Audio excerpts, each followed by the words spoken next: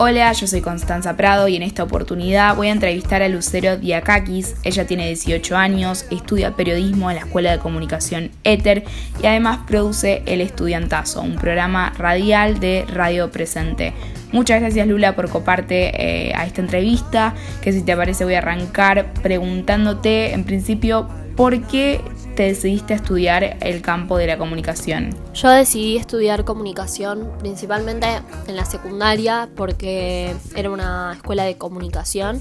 en la que la primera vez que tuvimos la clase así llamada, se llama comunicación, los temas que se planteaban me parecían muy buenos, pero siempre todos al hablar de la comunicación hablábamos desde la crítica, desde cosas que no nos parecían, cosas que no estábamos de acuerdo, cosas que no consumíamos por tal razón,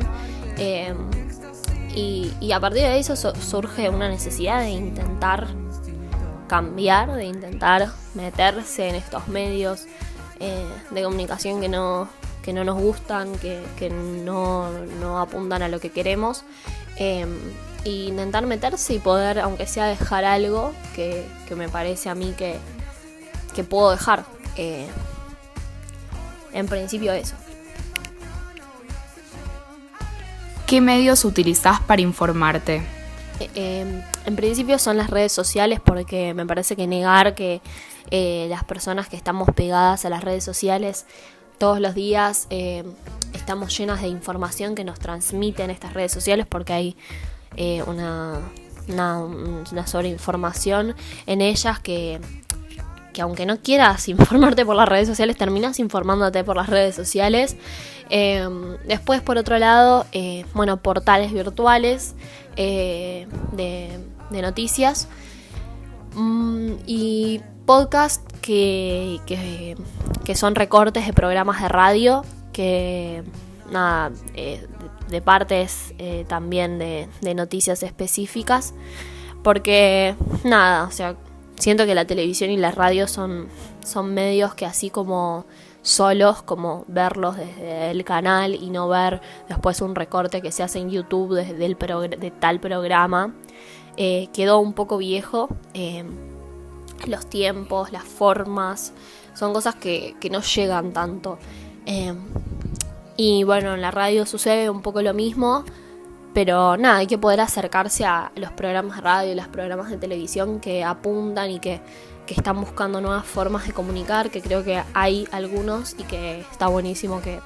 que podamos apoyarlos para continuar estas formas que me parece que es importante bancar. ¿Por qué? Bueno, y un poco esto, las redes sociales se convirtieron en fuentes de información por la cantidad de información, y además la accesibilidad que tuvieron un montón de personas que tienen la capacidad de informar, especialistas sobre temas, periodistas que utilizan las redes sociales como herramienta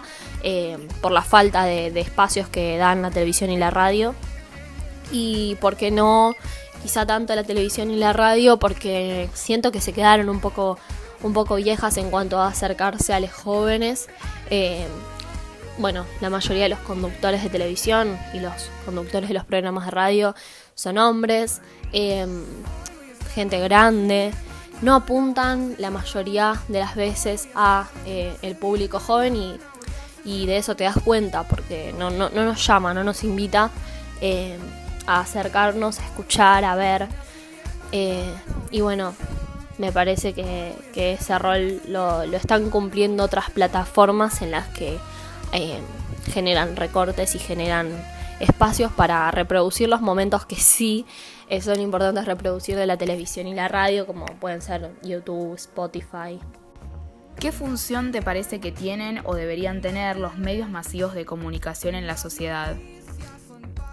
Las funciones claves son informar y entretener. Después, hay otras cosas que me parecen que están buenísimas, que se dieron en algunos momentos, que son hablar más allá de información, de noticias alejadas, sino de cosas más cercanas, acercar derechos, enseñar, que se estuvo haciendo durante la pandemia, educar. La televisión educa en un montón de sentidos, estaría bueno que sean los correctos. Creo que nada, lo que debe hacer lo hace, pero el problema quizás de qué forma y con qué objetivo, qué objetivo tienen ellos, que no creo que sea el informar realmente, sino muchas veces el generar rating y mantener a la gente enganchada con la forma y la información que se termina pasando, que quizá no es del todo necesaria, sino que es la más llamativa. ¿Qué rol desempeñaron los medios en este contexto de pandemia tan particular? La televisión durante la pandemia debería haber ocupado un lugar de responsabilidad absoluta, información absoluta, que creo que fue un poco lo que sucedió en realidad al principio. Se transmitía muy bien la información, se transmitía rápida, pero después siento que ese lugar se fue un poco modificando y tomando de parte de periodistas y la producción, desde los canales de diferentes espacios,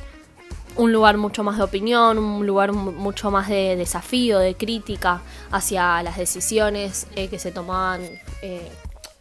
a nivel gobierno. Después la difusión de información que era peligrosa. Tomaron un lugar al final de la pandemia, o mediados de la pandemia, un poco irresponsable,